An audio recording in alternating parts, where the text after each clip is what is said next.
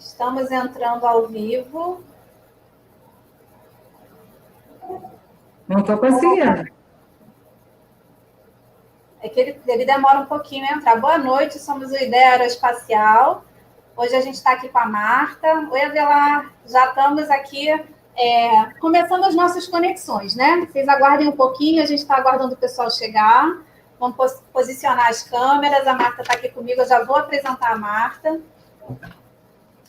E vou dar boa noite para o pessoal do YouTube também. Vamos lá, Albano Rodrigues, boa noite. Antônio Flores, boa noite. Marta, fala um pouquinho, dá uma boa noite. Eu já vou te apresentar, mas só dá um oi, só para a gente ver como é que está o áudio. Boa noite. Olá, oi, Leslie. Olá, olá. Avelar, como é que está aí? Você está vendo a gente bem? Está ouvindo a gente bem?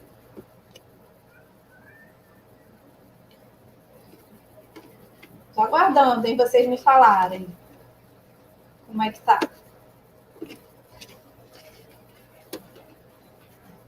Avelar, como é que tá aí? Ele só deu boa noite. Marta, eu tô sozinha no Instagram. Você vê se você verifica aqui. Eu não te vi. Clica de novo no botãozinho. Agora. Isso. Gente, estamos aqui aguardando o pessoal chegar, tá? Para a gente começar a live hoje. Ainda não tô te vendo. Deixa eu ver aqui. Ah, agora sim. Agora sim. Estou enviando solicitação. Olha, vamos ver. A Albano está dando um feedback aí para a gente, Albano. Por aqui o som está ótimo. Que bom, Albano. Oi, Albano. Obrigada. Pronto. Acho que agora sim.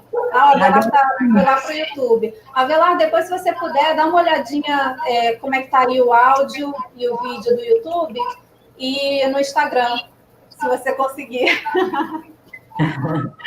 Gente, ao vivo é assim, eu tenho que ver, eu acho que eu estava posicionada fora da câmera. Eu estou tentando aqui posicionar as duas câmeras, tá? Para vocês poderem... Tá bom, ficar mais para cá. Até agora tá. Isso aí. Tá dando microfonia? Eu acho que está dando um pouquinho. Deixa eu tentar botar esse aqui, só um minutinho. Eu também estou baixando aqui, viu? Vamos ver aqui se melhora. Fala mais um pouquinho, Marta. Dá um oi. Oi, boa noite. Acho que agora tá melhor. A Belar está falando que áudio e vídeo 100%. A Bel entrou. Oi, Bel. Oi, Bel. Olá, Bel. Assim? Oi? Eu posso botar assim no Instagram? Não, assim não. Você tem que virar.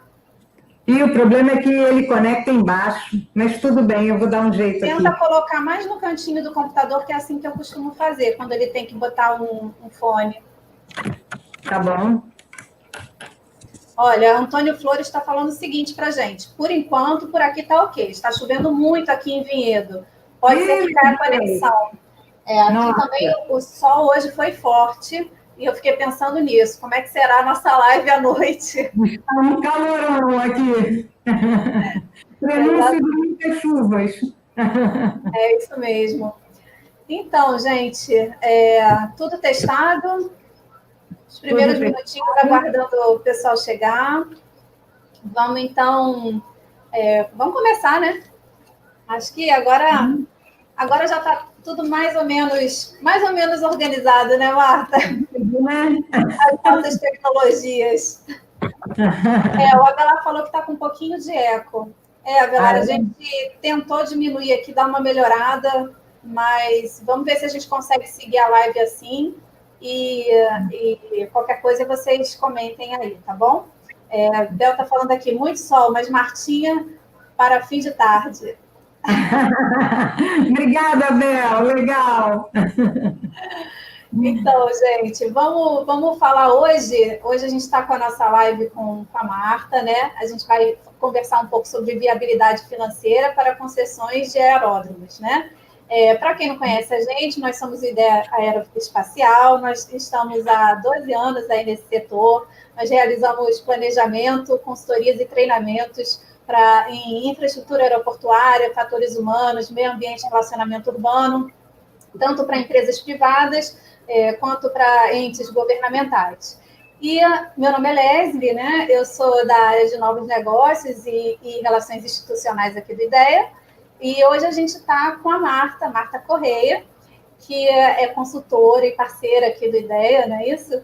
Com a gente, e especialista em viabilidade financeira. Então, é a pessoa certa para falar sobre o assunto conosco, né? Então, assim, Marta, o que eu ia te pedir para você se apresentar, né? Contar um pouquinho da sua história, contar para a gente como é que você chegou nesse mundo, enfim, da sua área e também na aviação. Conta para a gente. Tá bom. Bom, primeiro, obrigada, Leslie, obrigada aí ao pessoal do Ideia pelo convite, um prazer enorme estar aqui, sempre grandes parceiros.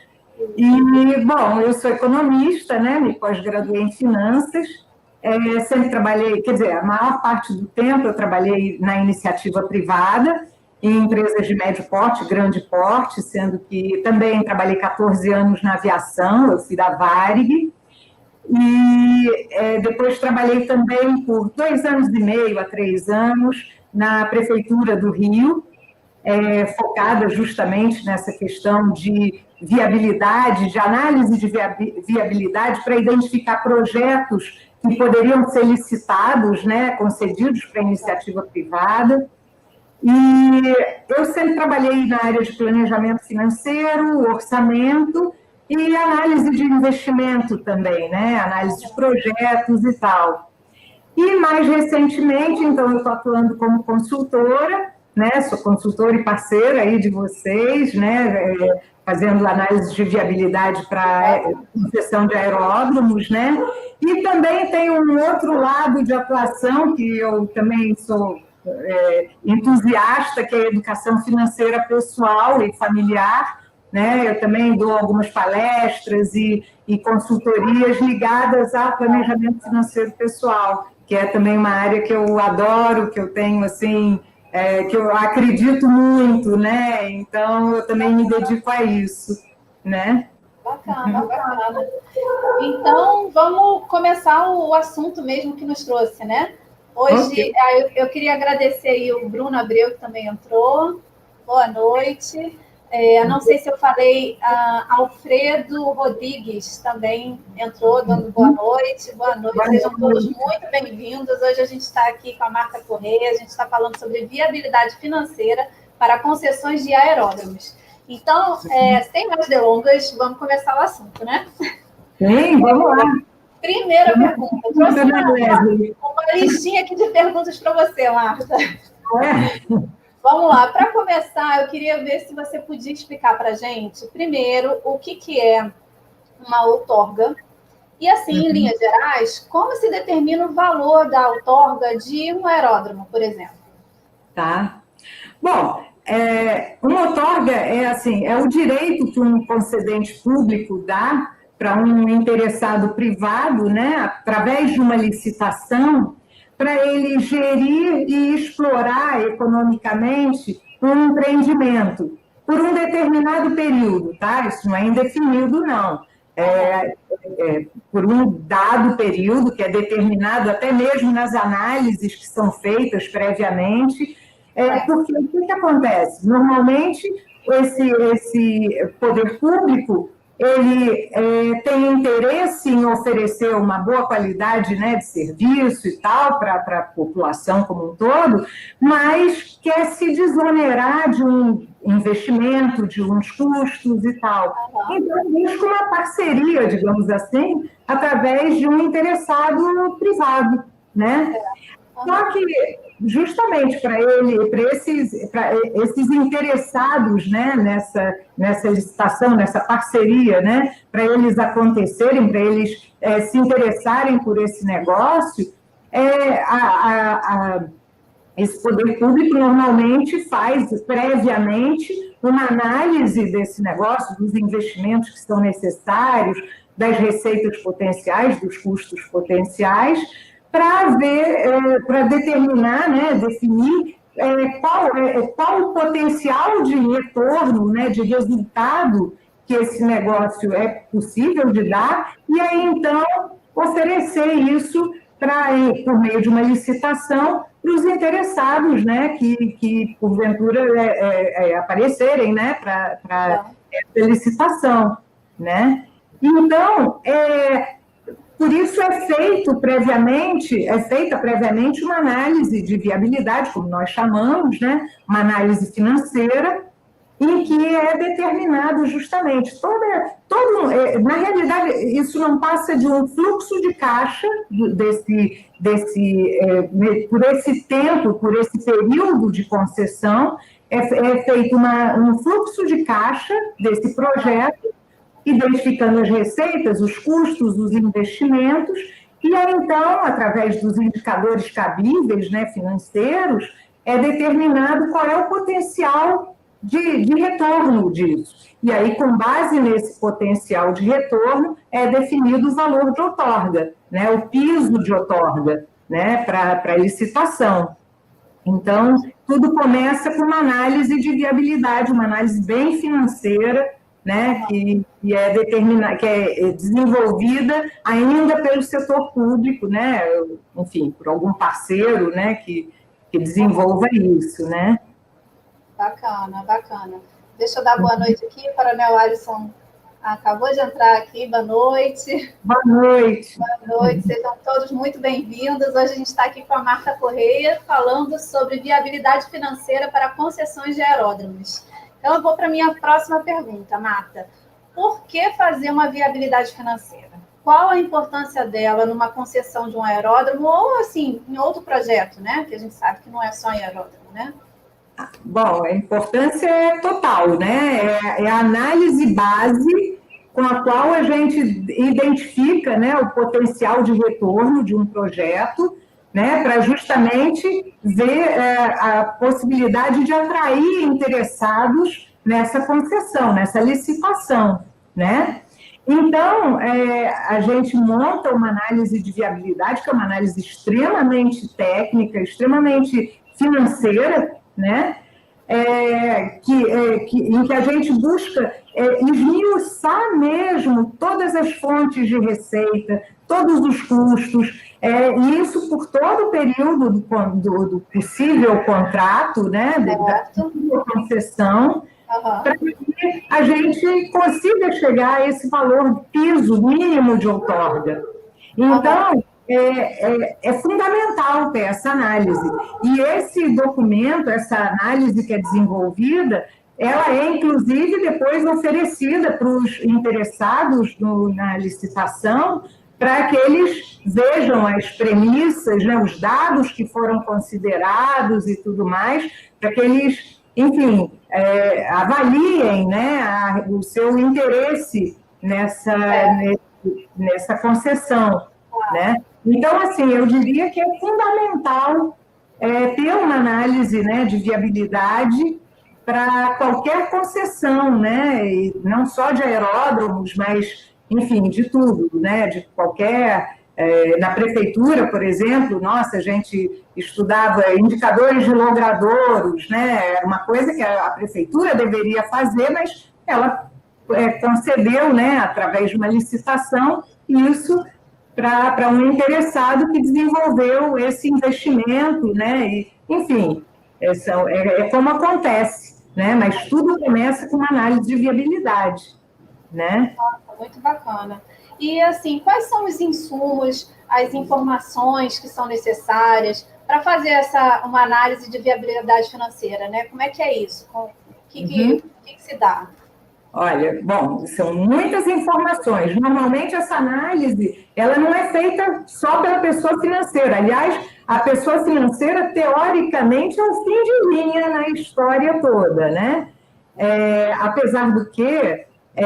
eu sempre que eu participo de algum grupo, né, para fazer uma análise de viabilidade, eu até procuro participar desde o começo de todas as etapas. Mas, acompanhando. Sim, para ir acompanhando e fazendo, digamos assim, a modelagem financeira do projeto, identificando tudo que influencia no potencial de resultado desse projeto, né? Então, normalmente a gente monta uma equipe multidisciplinar, né? Que no caso de aeródromos engloba engenheiros, engloba pessoal de meio ambiente, jurídico, pessoal especialista em análise de mercado, de demanda. Aí, normalmente, a gente busca informações de aeródromos similares para ver todo o perfil de custo. A gente tenta esmiuçar ao máximo todas as fontes de receita, de custo e todos os investimentos que são necessários para tornar aquele investimento uma realidade, né? Então, por isso, assim, é que, apesar de, normalmente, a parte financeira consolidar essas informações, eu acho sempre muito importante, eu sempre procuro fazer assim, eu procuro acompanhar desde o começo, nem que seja como ouvinte, né? Mas eu vou acompanhando o trabalho dos engenheiros, o trabalho, né, de análise de mercado e tal, e eu já vou fazendo a modelagem financeira para ser o mais fidedigna possível, o mais confiável possível, né, com a realidade, né? Trazer as melhores informações, porque o que acontece, né, Leslie? Assim, uma análise financeira, ela, assim, o papel aceita tudo, né? Se eu imputar informações frágeis, informações erradas, o resultado, as conclusões que eu vou chegar vão ser errados, né? Vai ter resultado, só que não vai ser o mais certo. Exatamente. A gente quer ter a coisa melhor possível, né? A melhor avaliação mais próximo, possível, né? do empreendimento, do investimento, né? Da licitação a ser feita, né? A gente quer realmente passar um embasamento muito forte de todas as informações que são coletadas, né? E com isso a gente tem assim uma segurança maior que as conclusões que a gente vai ter, os indicadores financeiros que vão ser oriundos, né, dessa análise de viabilidade, vão ser os mais confiáveis possíveis, né? Mas tudo depende desse trabalho, que é um trabalho conjunto, né? Então, normalmente, a gente trabalha com uma equipe grande e tal, dependendo, claro, do tamanho do projeto, mas normalmente é uma equipe que envolve todas as áreas correlatas a esse investimento, né? E eu procuro participar de tudo para ir ali já me ligando ali, não, peraí, isso aqui eu tenho que prever no meu modelo. Vai se familiarizando, né? Claro. Então, a gente já vai conhecendo toda a realidade do empreendimento, do projeto e tal, para buscar dar mais veracidade, né, aos números. E uma outra coisa é assim, tudo bem, a gente aqui está falando de aeródromos, mas não significa que uma vez feita a análise de viabilidade de um aeródromo, a gente já fez de todos. Não.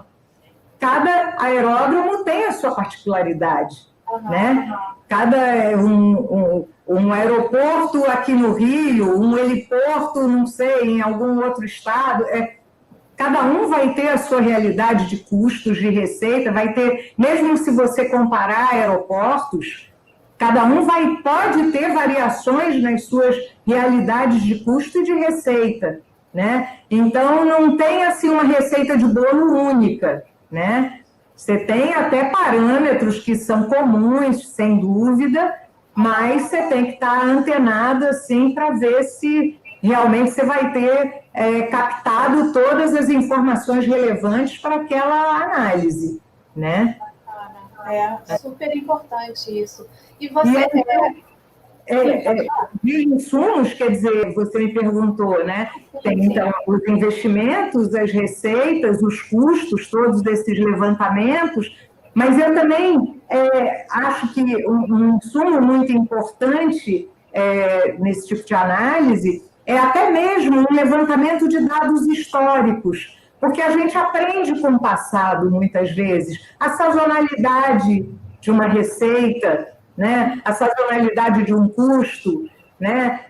Os principais fatores que causam uma variação num dado ou no outro. Então, tudo isso a gente aprende com uma gama grande de análises, né? De dados que a gente vai coletando para fazer cada modelagem, né? Cada uma começa da estaca zero. É um projeto novo, tudo de novo, né?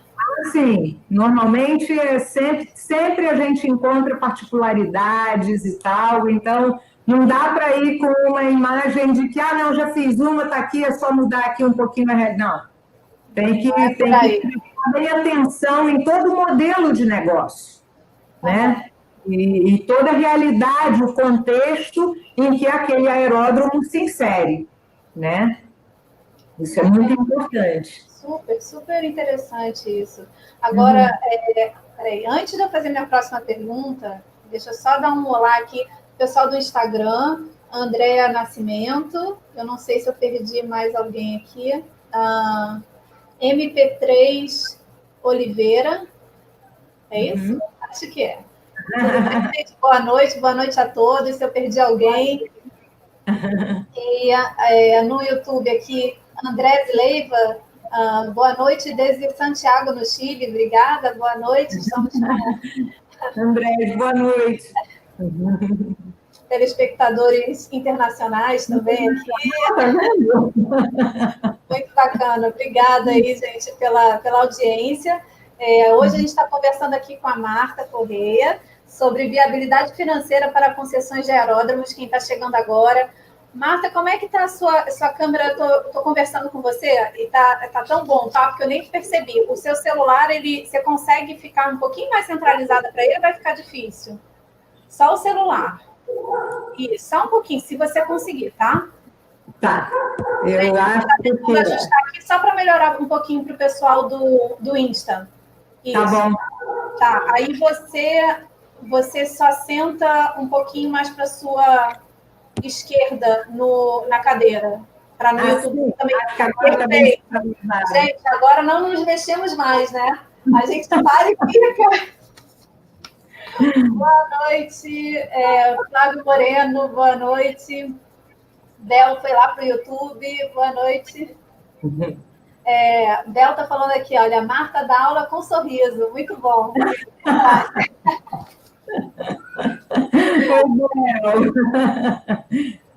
Mas, Marta, deixa eu te perguntar uma coisa. Você estava falando que as concessões são longas, né? E tal, a gente nem chegou a mencionar ainda tempo, mas eu sei que você vai comentar, quem já é da área já sabe, mas você está falando de um horizonte de tempo que é longo. Como você consegue determinar as receitas e os custos daqui a assim, tanto tempo? Como é que é isso? Bom, cada concessão, tem um tempo determinado, né? Não necessariamente sempre são muito longos, mas enfim. Mas essa é uma pergunta, Leslie, que é muito comum a gente ouvir. Poxa vida, para uma concessão de 30 anos, você vai fazer uma análise de viabilidade. Como é que você vai... que bola de cristal você vai usar para determinar a receita e os custos de daqui a 30 anos, né? Bom, eu não vou usar bola de cristal nenhuma, né? Eu vou usar todos esses levantamentos de informações, todas essas pesquisas, essas análises, à luz do que nós conhecemos hoje, né? Se vai ter daqui a 10 anos uma outra pandemia, um outro 11 de setembro, eu não vou tentar adivinhar isso, de jeito nenhum. Tá? Então, eu vou estudar toda a realidade, todo o potencial de receitas desse empreendimento, todo o potencial, todos os custos, né, ligados a esse empreendimento, todos os investimentos necessários à luz do que nós conhecemos hoje. E eu vou projetar isso com esse conhecimento. É claro que Por exemplo, hoje mesmo no jornal está uma matéria grande falando, por exemplo, sobre empresas concessionárias, né, que estão solicitando reequilíbrio econômico, porque imagina, aeroportos que de repente ficaram um ano praticamente sem receita por conta da pandemia. Aí é uma questão que nenhuma análise de viabilidade certamente considerou uma situação dessa. Nunca já vai ter questão. Claro, e aí é uma questão que isso é previsto nos contratos, se houver algum fato, alguma coisa que fuja muito, né, do padrão, há essa conversa, há essa possibilidade prevista em contrato de ser solicitado esse reequilíbrio econômico. Aí é uma questão jurídica, é uma questão do contrato e tal. Mas cabe a nós, financeiros, tentar montar, embasar da melhor maneira possível todos os investimentos, receitas e custos relativos àquele empreendimento, as sazonalidades, tudo que possa afetar de alguma forma aquele universo, né, de informações, inclusive dados que a gente até aprende também com o passado, como como é que, por exemplo, no caso de um aeroporto, qual é a taxa normal de crescimento, né, de volume de passageiros ano a ano? A gente vai trabalhar com esse dado? Tem algum dado melhor? Será que tem outra informação que a gente possa buscar que dê mais, que embase melhor todas as projeções? Então, a gente faz todo esse levantamento bastante esmiuçado. Eu sempre digo, uma análise de viabilidade, ela não é tocada a toque de caixa, né? Não é de hoje para amanhã.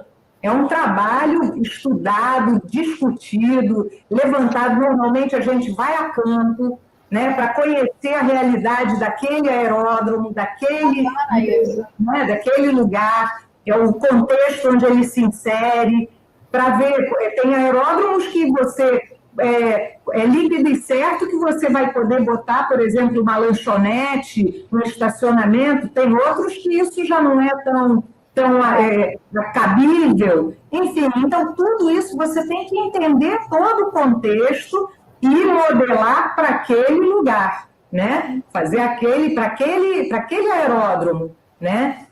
E aí, com isso, a gente consegue fazer projeções à luz do que nós conhecemos hoje, mas sem nenhuma pretensão de dizer, não, eu acho que em 2032 vai ter um outro 11 de setembro.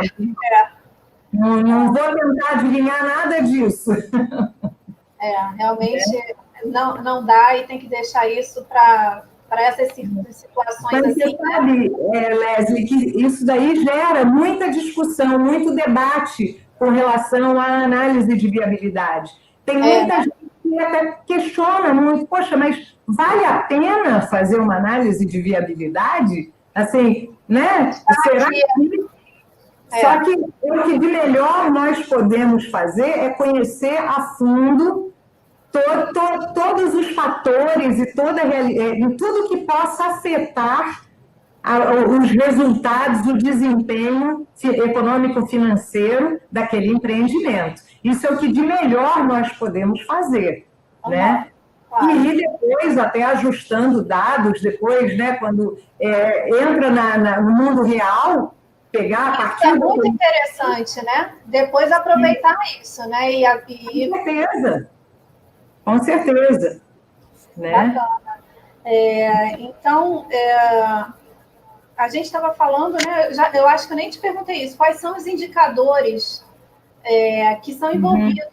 Né? Não, a gente não falou sobre isso ainda não. Você começou a falar, você falou que existem os indicadores, tal, mas você não falou. E assim, o que você pode dizer? Quais são os indicadores principais? Enfim.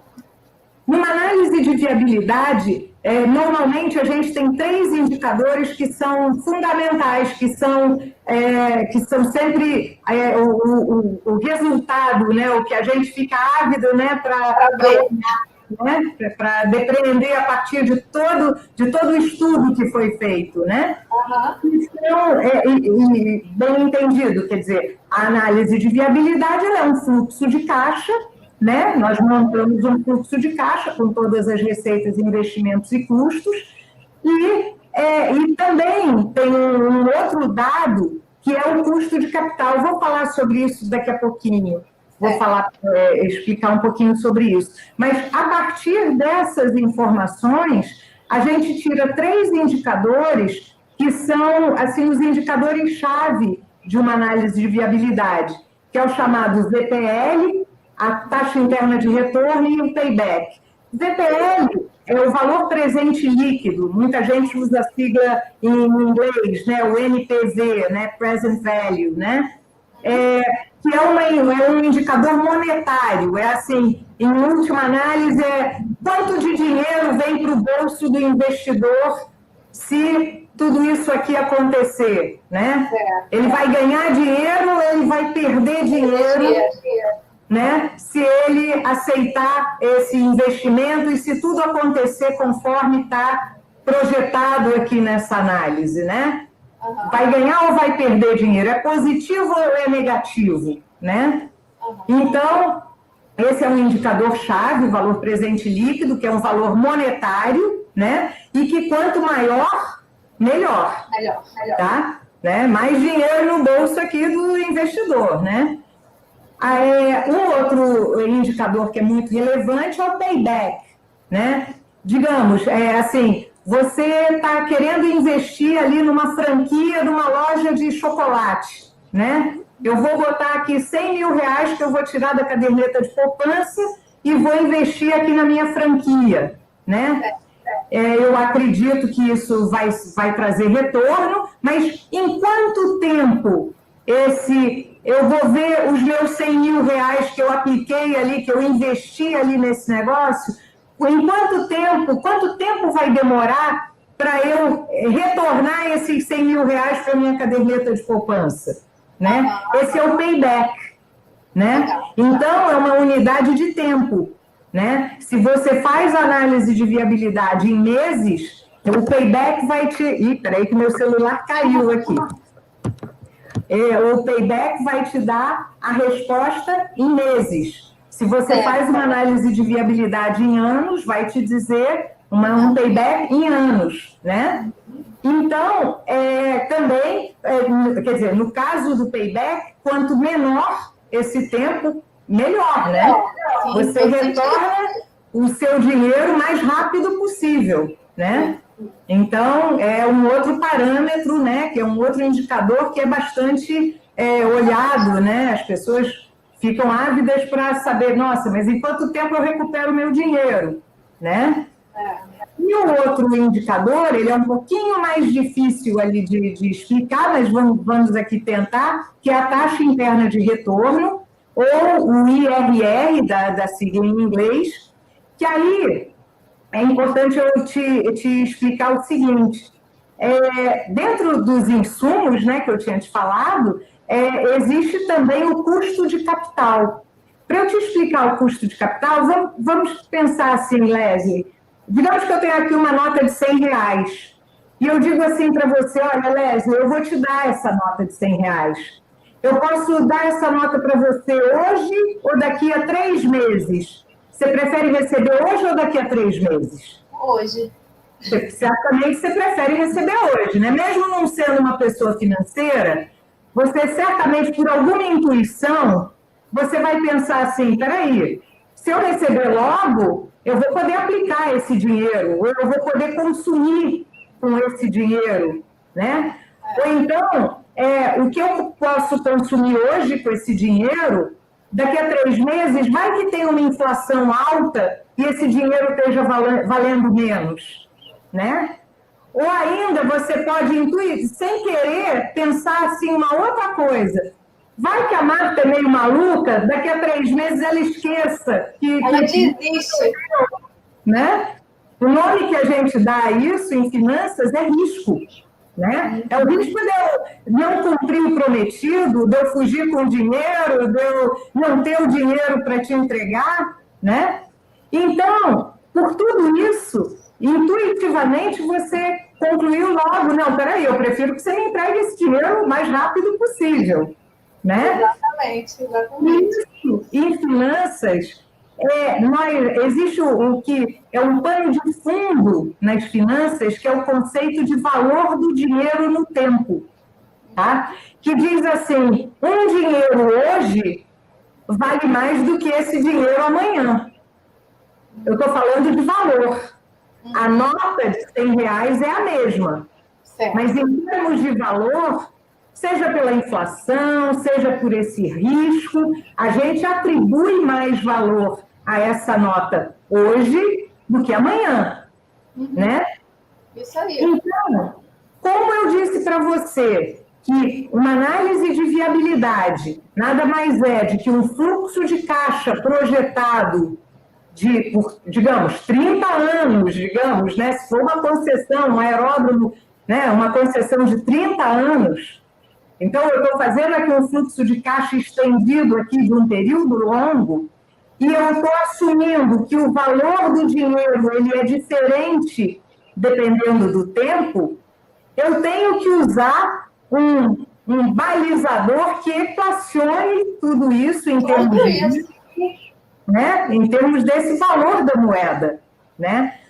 E então esse indicador que a gente usa é o custo de oportunidade, o custo de capital, que eu consigo através desse indicador, desse dado, desse custo de capital, equacionar, trazer todo esse fluxo a valor de hoje, apesar de o valor do dinheiro no tempo ele variar, mas uma vez que eu aplico essa atualização por esse custo de oportunidade do capital, eu consigo tornar todo esse fluxo de caixa comparável. Entende? Então, esse é um insumo importantíssimo. Quando a gente faz uma análise de viabilidade, a gente tem mecanismos de estimar esse custo de capital, levando em conta o risco do projeto, né, tudo que afeta, né, esse projeto. E aí, então, tecnicamente, a gente usa um conceito chamado CAPM, o Capital Asset Pricing Model, é o modelo de precificação de ativos, através do qual a gente estima qual é o custo de capital adequado para esse projeto, considerando toda a questão de risco de mercado, do segmento, né, que esse projeto está inserido, enfim. Então, quando eu estou tirando os indicadores ligados a uma análise de investimento, eu tenho um terceiro indicador, né? Eu falei do VPL, falei do payback, e eu tenho um terceiro indicador, que é a taxa interna de retorno, que ela diz justamente qual é, digamos assim, o custo de capital máximo que esse projeto suporta para, ainda assim, ele gerar resultado. Entende? É um pouco difícil, assim... Mas é chato para quem não está acostumado, mas você está explicando, assim, super, super bem, esmiuçando. É bastante técnico, né, Elésio? É uma coisa bastante técnica, mas é um indicador, assim, bastante fundamental em termos, assim, por exemplo, até um investidor, ele até analisa, poxa, se eu estou num país que tem um risco de ter um choque de taxa de juros, do custo de capital subir, quanto maior a taxa interna de retorno desse projeto, mais atrativo ele vai parecer para mim. Entende? Então, o VPL, quanto maior, melhor. É um indicador monetário que diz, que traduz quanto dinheiro eu vou botar no bolso com esse projeto. No final, um indicador de tempo que diz, quanto mais rápido eu receber esse dinheiro de volta, melhor. Então, quanto mais curto o payback, melhor. E a taxa interna de retorno, que é o terceiro indicador que a gente normalmente analisa, numa análise de viabilidade, ele diz quanto maior for esse custo de oportunidade, essa taxa interna de retorno, maior é o custo de oportunidade que esse projeto suporta para, ainda assim, ele ser considerado viável por um investidor. Tá?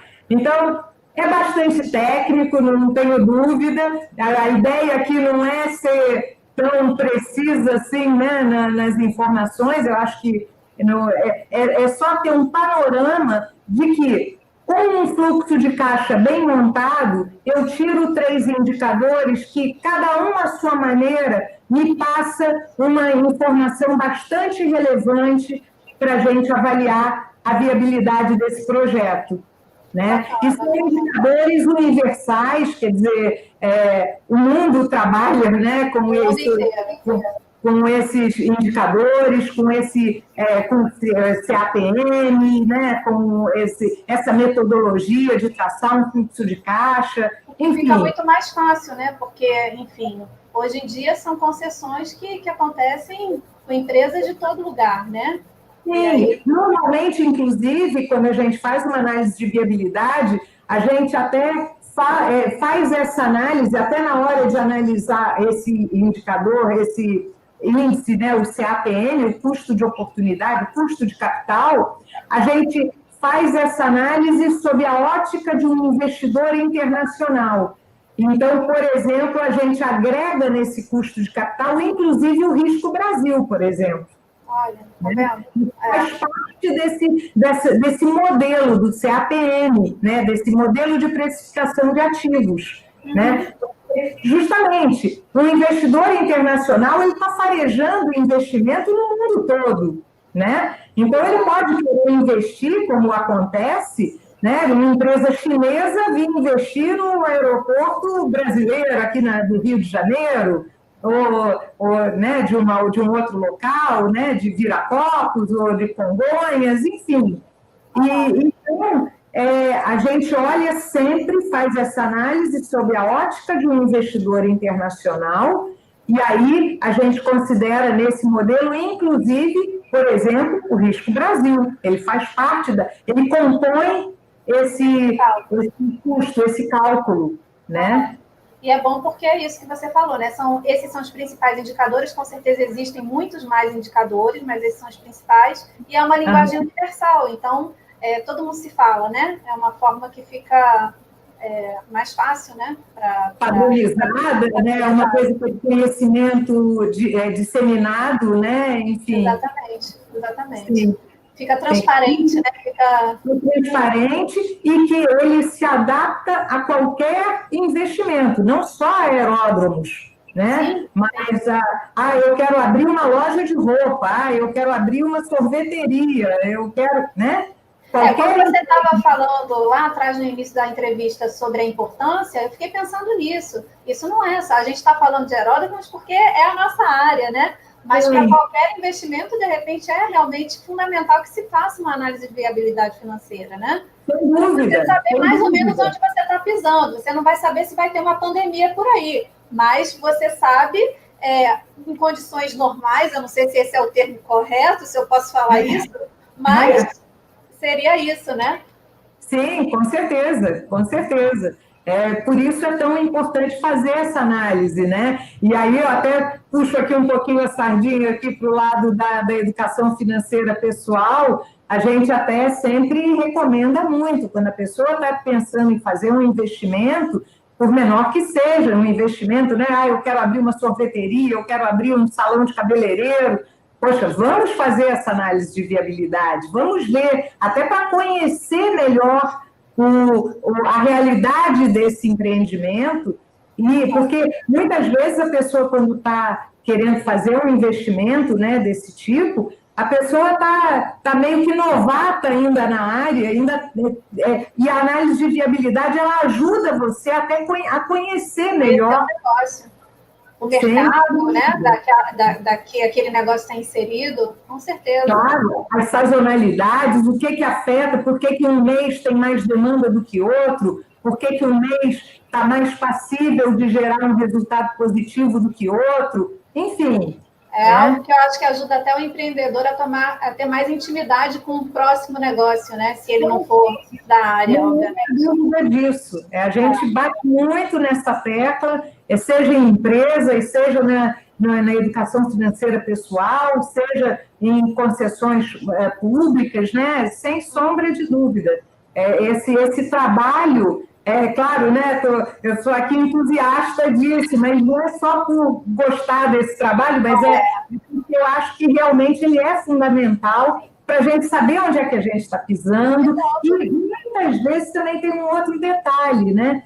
Às vezes, a gente, até num primeiro momento, encontra um resultado não viável, né? Numa análise. Mas, muitas vezes, a gente até mudando algum dado, variando algum tipo de custo ou de receita, que a gente... Não, e se eu abrir aqui, e se eu contratar menos uma pessoa, será que viabiliza? Será que é factível eu operar esse empreendimento com uma pessoa a menos aqui?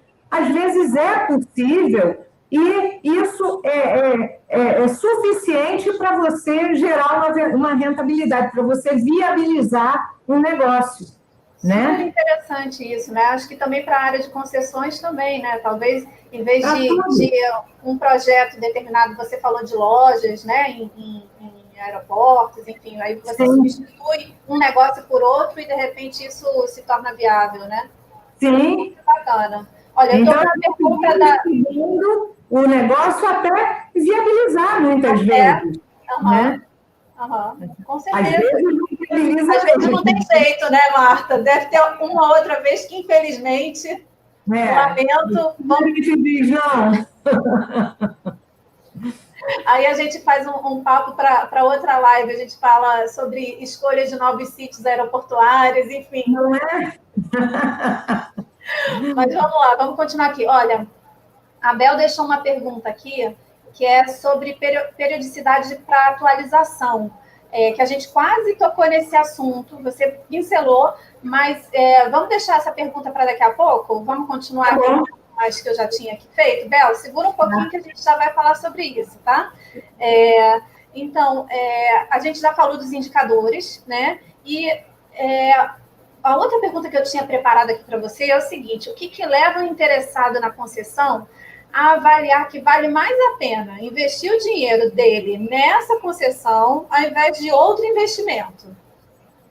Justamente. Você já começou a falar alguma coisa com esses índices, né? Mas me explica isso.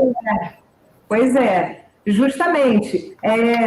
A partir da análise desses indicadores, e sabendo que o custo de capital ele está levando em consideração todo o risco desse negócio, né? Porque em finanças você tem aquela relação, né, de risco e retorno, né? Então ele está correndo mais risco, mas ele está tendo uma remuneração compatível com esse risco a mais que ele está correndo, né?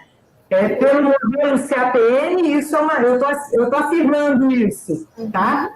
Então, se você, mesmo considerando um dado custo de capital, que considera todos esses riscos, você analisa todo esse fluxo de caixa e encontra um VPL positivo, um valor presente líquido positivo, significa que esse negócio vale a pena para o investidor aceitar.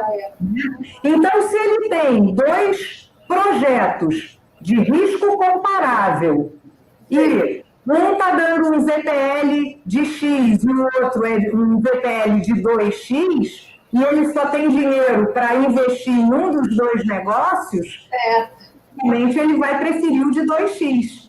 É o que agrega mais valor presente para ele. Né?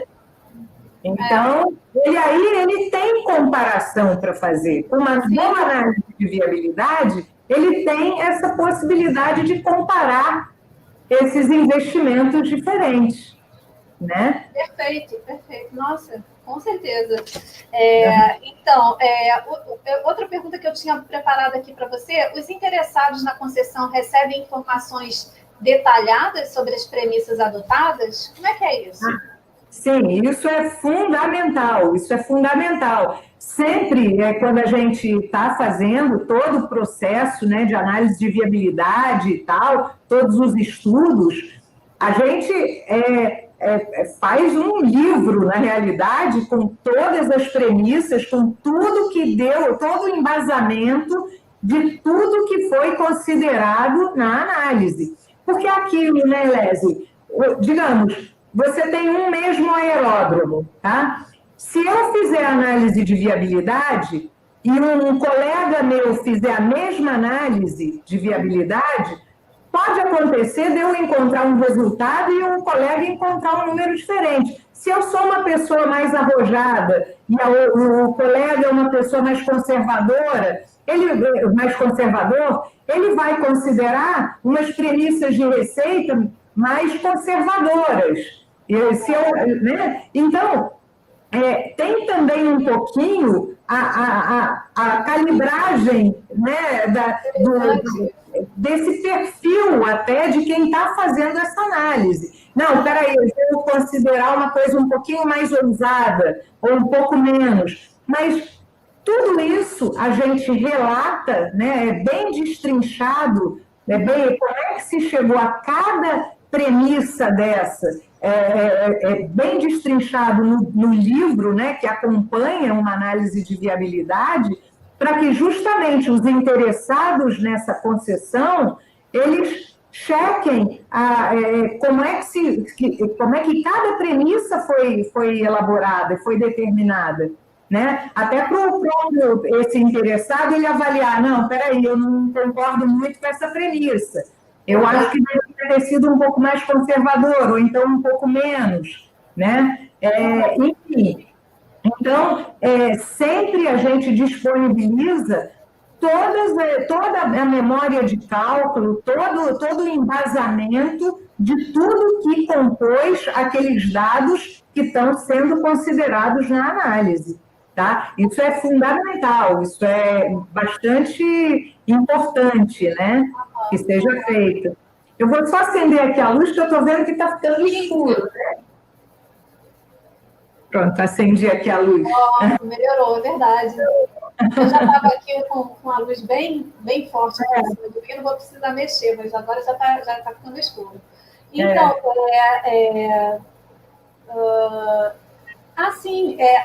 continuando essa questão das premissas, Marta, são estudadas variações sobre essas premissas também? Como é que é isso? Também. Normalmente, a gente faz cenários, justamente como a gente está lidando.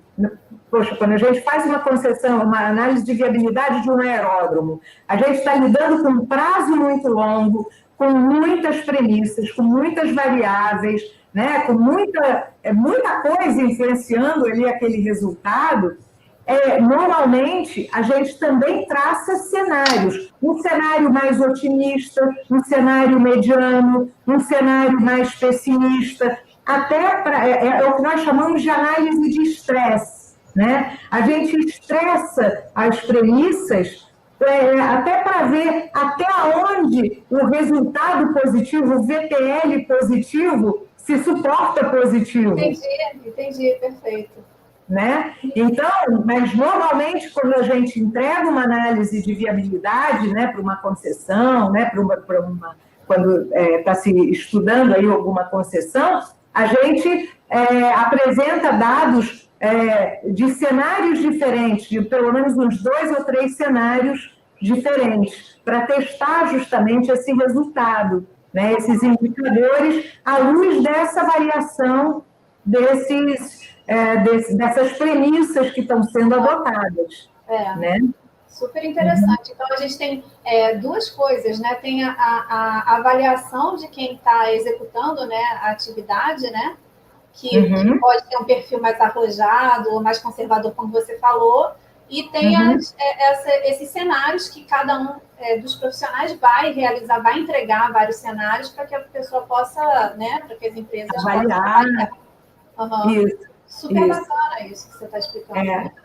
Muito legal mesmo. Muito interessante até, na hora que a gente está estudando, né, quando chega ali, que a gente já tem mapeado todas as receitas e custos, é muito interessante você ir variando as premissas, variando. E se eu contratar mais uma pessoa? E se eu conseguir ter uma loja dentro desse aeródromo com uma determinada receita? O que acontece? Qual o impacto? Você vai variando aquilo tudo. E se essa loja não der certo, o que acontece?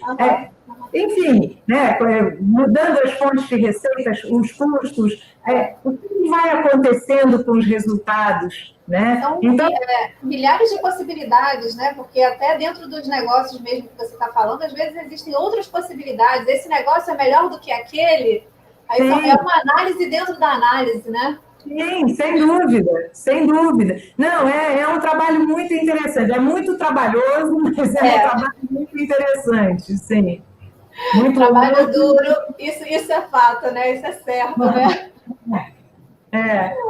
Mas vamos lá. Eu ia te perguntar, eu nem sei se você tem ou não tem alguma história interessante que você lembre, alguma curiosidade ao longo assim, da sua carreira. Se você tiver, você conta, senão a gente segue aí para as perguntas.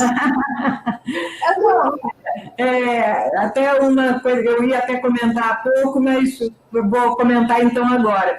Por exemplo, até eu tinha falado para você, né, que tem essa, não tem uma receita de bolo única, né? Apesar de ser aeródromo, mas cada um a gente estuda individualmente, né? Por causa das particularidades, enfim. E o que eu até... existem, a gente às vezes se guia por algumas verdades absolutas, né? E uma que eu achei que foi muito interessante que aconteceu uma vez, foi até numa análise aí feita junto aí com vocês de ideia, normalmente a gente assume que estacionamento é sempre uma boa fonte de receita para um aeródromo, né? Uhum. E nós fomos analisar um aeródromo, um heliporto, no caso, que ficava numa cidade já um pouco mais remota e tal, e, claro, a gente já imediatamente, já considerando ele, já tínhamos elencado que entre as receitas possíveis teria a receita de estacionamento, né? Sim. Só que, a horas tantas, eu resolvi fazer destacar a análise do estacionamento, porque eu percebi que para se construir o estacionamento desse aeródromo, desse heliporto, haveria de ser feito um investimento específico para isso. Só para isso. E aí eu comecei a desconfiar um pouco se esse estacionamento valeria a pena, até considerando que era um lugar remoto, para a realidade de custos dali, de receita, eu comecei a desconfiar se realmente esse estacionamento valeria a pena dentro daquele aeródromo. E quando eu fiz a análise de investimento específica do estacionamento, ele não se viabilizava. Olha. Né?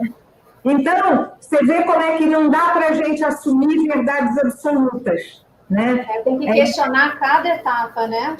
Pois é, a gente realmente tem que considerar, tem que estar com a mente aberta. Né? Não pode achar que, porque em 10 casos que eu fiz estacionamento valeu a pena, que sempre... primeiro vai ser também, não.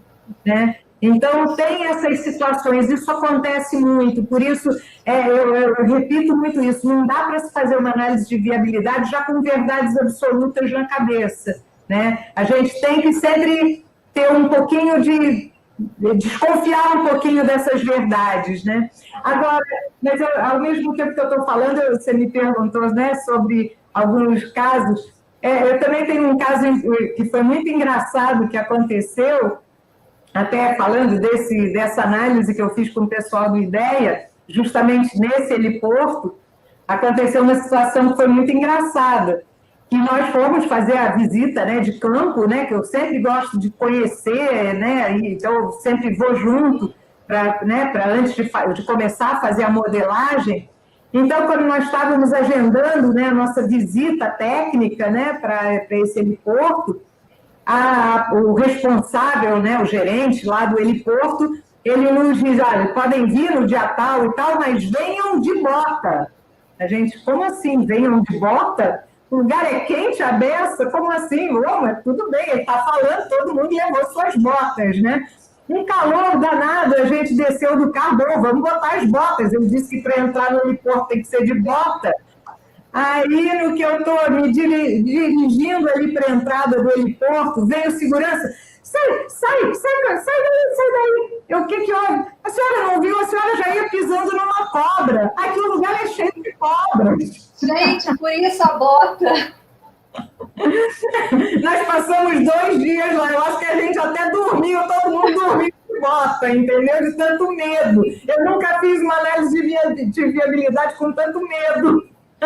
Gente, Marta, essa foi inusitada. Eu pensei que você fosse falar de muita lama, de alguma situação... Não, era cheio de cobra. Não, é que aqui é assim, tem que vir de bota. Então tá bom, vocês convivem normalmente assim, tá ótimo. Faz parte, né? Eu perguntei para a pessoa do meio ambiente, epa, você vai dar jeito nisso, né? Vai prever alguma coisa aí para isso. Gente, eu fiquei pensando nisso. Imagina as questões lá de meio ambiente, né? Que a gente já viu, as questões de cobra em pista, não tem umas histórias assim? Daí eu tenho que trazer o Scatolini para contar uma dessas aí. Mas, Marta, deixa eu te falar, a gente está aqui com algumas perguntas. Deixa eu ver aqui, olha, a Bel está falando assim, eu lembro disso, uma cobra bem na entrada. A Bel falou... Foi mesmo. Vamos aqui para a pergunta que a Bel fez e depois tem uma pergunta do Rafael Matera. Tá. Então, a Bel fala assim aqui no YouTube, vemos esses estudos sendo elaborados para a concessão, mas e após a concessão? Alguma periodicidade para atualizar?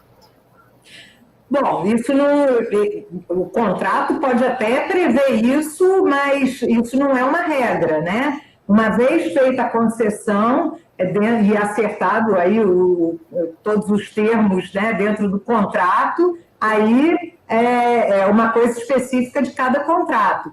Mas em termos assim de uma análise de viabilidade, digamos, de um projeto, digamos, quando eu trabalhava até em empresas, né, que a gente fazia análise de viabilidade de projetos e tal, a gente com certeza acompanhava o desenrolar, né, do fluxo de caixa desses projetos, né, que aí já estavam sendo postos em prática, para ver realmente aquilo que estava sendo previsto se estava se realizando, né? Ou se tinha algum ajuste que deveria ser feito e tal, porque sempre o que a gente quer é manter esse projeto viável, né? Ninguém quer investir dinheiro para perder dinheiro, né?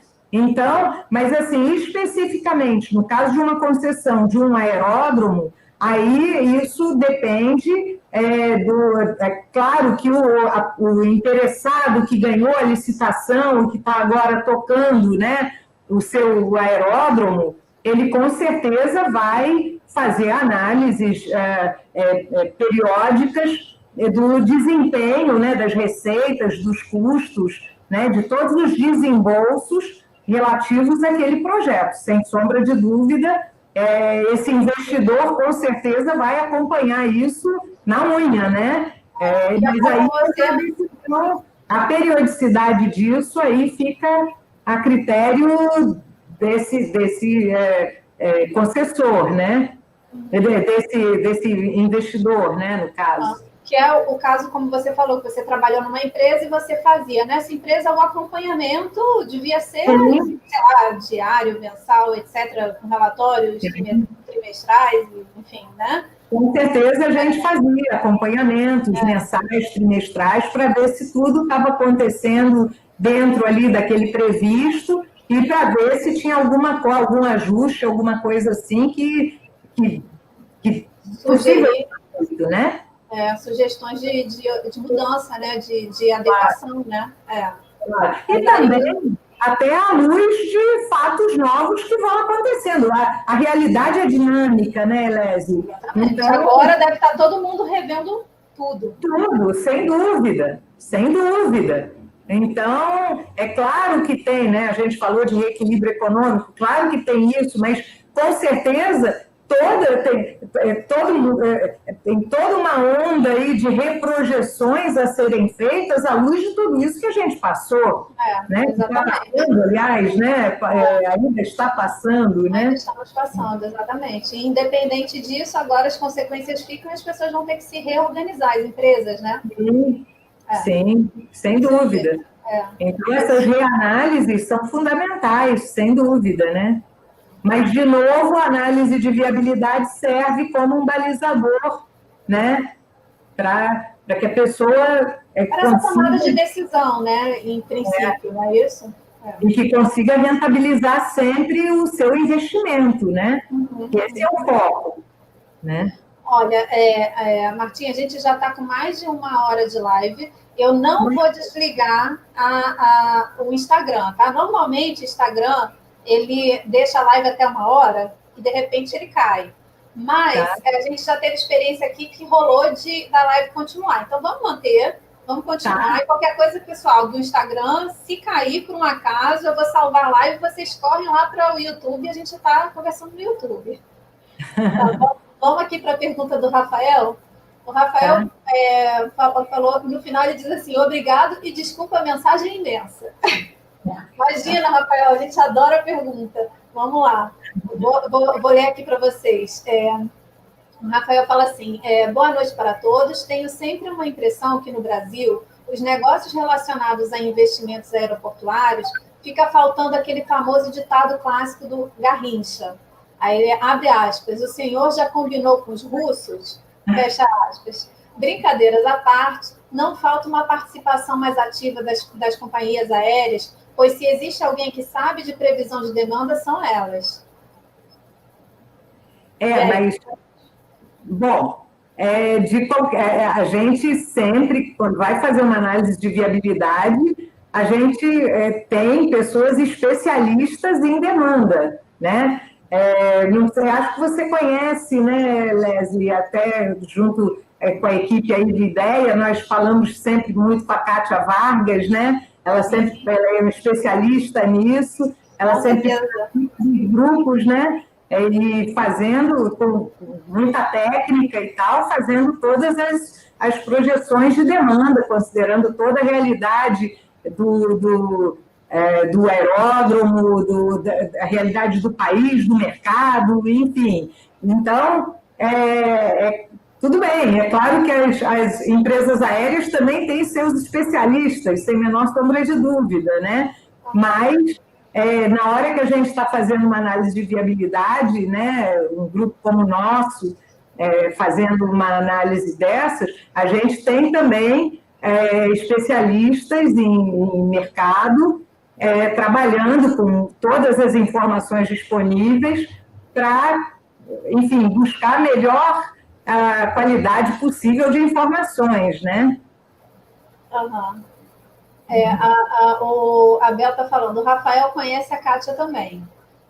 Então ele sabe do que eu estou falando. E aí o Rafael conclui aqui, Rafael, se a gente tiver respondido essa pergunta, você dá um alô aqui, se ficou ainda alguma coisa, também escreve aqui para a gente. Ele botou aqui, risos, sou viúva do DAC, kkkk. Enfim, deixa eu ver quem é que fez mais comentários aqui.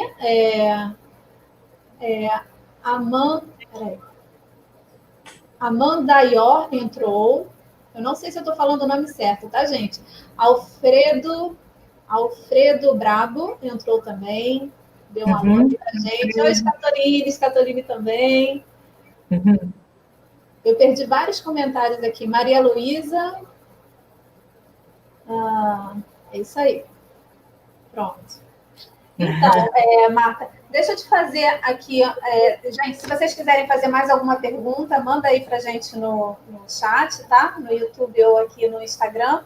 E, Martinha, eu vou te fazer uma última pergunta, tá? Para finalizar aqui, se alguém mandar mais alguma coisa, a gente responde. Tá. Eu queria saber, assim, o que você diria para a gente como sugestão para uma instituição que pretende contratar um estudo de viabilidade e o que ela deve observar ou buscar, assim, na empresa contratada, né? Que vai realizar esse estudo. Olha, eu acho que é um pouco de tudo que a gente estava falando aqui hoje, né? Eu acho que, primeira coisa, uma análise de viabilidade, cada caso é um caso, tem que ser feita uma análise bem detalhada, bem criteriosa, uma equipe multidisciplinar, né? Que tem que estudar bastante, cada um estudar bastante a fundo as suas áreas, né, para gerar a melhor qualidade possível de informações para que a análise de viabilidade seja o mais fidedigna, né, o mais, enfim, confiável, né? Então, o que eu acho é que a experiência conta muito. Eu acho que sempre a gente aprende com cada caso que é analisado. Então, eu acho que ter um histórico, né, uma experiência já comprovada, eu acho que faz diferença, sim, na hora de fazer uma análise dessa. Uma equipe, né, bem formada, eu acho que e bem alinhada, né, eu acho que é extremamente importante. Eu diria que são, assim, são duas condições muito fundamentais para ter uma análise bem feita, né? Essa experiência e essa equipe bem montada, abrangendo todas as áreas que digam respeito ao projeto que está sendo estudado, né? Eu acho que isso é chave para se fazer uma análise bem feita e ter resultados confiáveis dentro do que é possível, né? Considerando justamente isso que a gente falou, que a gente está fazendo uma análise de um longo prazo, né? De uma coisa bastante longa, né? Mas acho que são as duas condições assim fundamentais, né? Super legal, super legal. Olha, o Rafael está falando assim, tá ok, respondeu sim. A pergunta foi por causa dos aeroportos grandes. O caso de Campinas me assusta, foi por isso. Eu sabia que tinha alguma coisa que ele queria comentar. É isso. Ali tem que ser feita uma análise muito grande, muito criteriosa do mercado, enfim, sim, sem dúvida. Mas há metodologia para se fazer isso, há informações, né? Há ferramentas para isso, né? Dá para fazer um trabalho sério e conseguir confiar, né? Sem dúvida. Bem embasado, bem justificado, né? Com cenários, enfim. É possível, né? Com trabalho sério a gente pode ser complexo, mas consegue, né? Olha, a Bel tá fazendo comentário aqui. Martíssima, você arrasa. Quero um autógrafo. Eu contratei.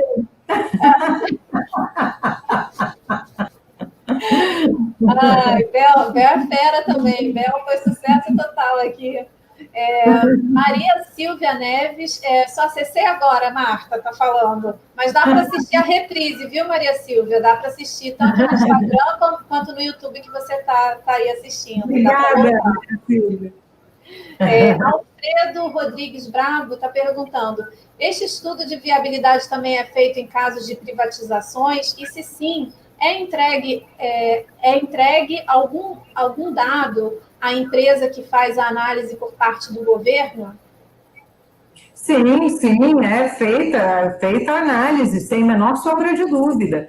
Sempre o ponto de partida é se estruturar uma análise de viabilidade para se chegar ao valor mínimo, piso, né, de outorga, de privatização e tudo mais. É através de uma análise de viabilidade e tal, né, estudando todo o potencial de receita, de custo, de retorno, né, considerando os investimentos que são feitos, e tudo mais, que se chega e que justamente que se gera atratividade para uma privatização, porque você tem que entender qual é o potencial de geração de resultado daquele negócio para que interessados busquem, né, disputem aquele negócio, né, aquela privatização e tudo mais.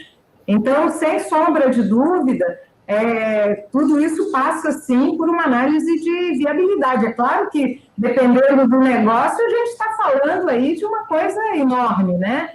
Mas é isso, mas sem sombra de dúvida, sempre o ponto de partida é a geração potencial de resultado do negócio, né, que é a base. Então, esses estudos têm que ser feitos, sem sombra de dúvida. E aí a empresa que quer concorrer, ela vai olhar esses estudos todos, vai olhar a memória de cálculo e vai fazer... Né? Isso que eu ia perguntar, vai ver se você está sendo muito arrojado ou está sendo mais precavida, né? E vai fazer seus próprios cálculos, né? Vai estudar também. Claro. Com certeza, cada empresa, cada investidor vai ter ali os seus técnicos habilitados para fazer todo esse tipo de análise também, e comparar e tal, sem dúvida. Muito interessante, muito bacana. O Avelar está, parabéns, live maravilhosa. Agora é suspeito. Está vendo, Avelar? Viu da cobra, ele viu a... Ele também estava lá, ele é testemunha. Ele estava lá junto com a turma das botas, né? Nossa! Ele estava lá reclamando, mas bota para quê nesse calor? Depois não queria tirar a bota, né?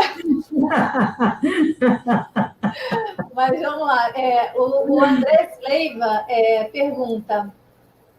qual é a melhor taxa de desconto a utilizar? A WACC, a exigida pelo investidor, risco país ou uma combinação? Parabéns para a Marta.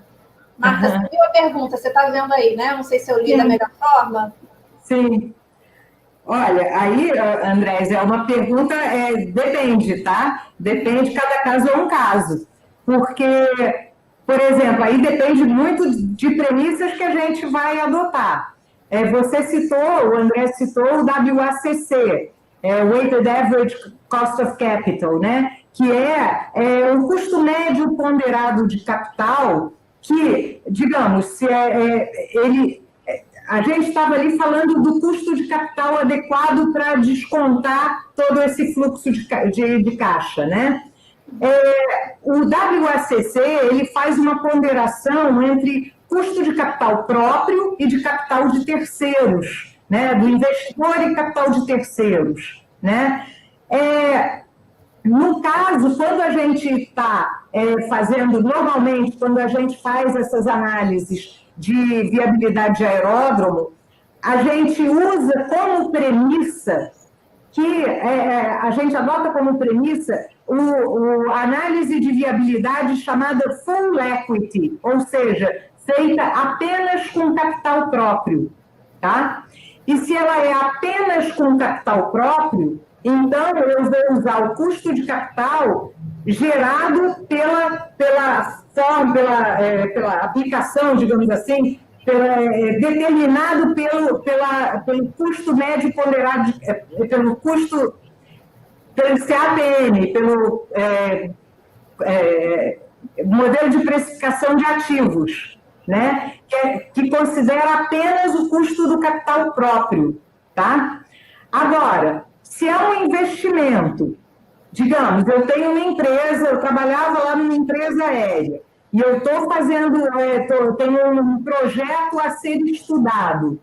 E aí, então, a gente quer determinar qual é o custo de capital adequado, eu vou pegar o balanço da empresa, vou ver ali qual é a estrutura de capital da empresa, e aí eu vou ver todo o custo, toda a ponderação entre o custo de capital de terceiros e a ponderação de custo de capital próprio, E aí eu vou utilizar o WACC nessa análise de viabilidade.